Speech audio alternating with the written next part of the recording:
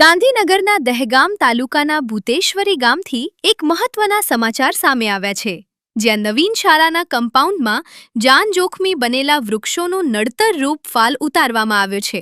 શાળાના આચાર્ય દ્વારા ભવિષ્યમાં બાળકોની સુરક્ષાને ધ્યાનમાં રાખીને સરકાર અને ગ્રામજનોની સમિતિને લેખિત જાણ કરવામાં આવી હતી। તાલુકા પંચાયતના વિસ્તરણ અધિકારીની સ્થળ તપાસમાં પણ આચાર્ય દ્વારા કોઈ ખોટું કામ કરવામાં આવ્યું ન હોવાનું સામે આવ્યું છે।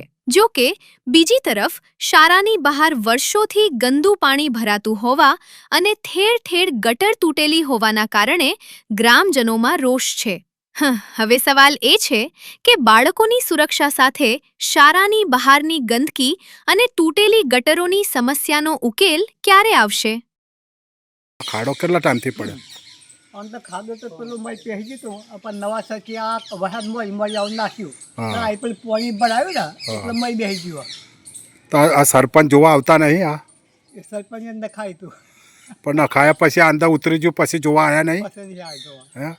અને અહીં કોઈકનું જોખમ થાય, કોઈકનું આ કોઈક વાગી જાય કોઈના, તો કોની જવાબદારી રહે?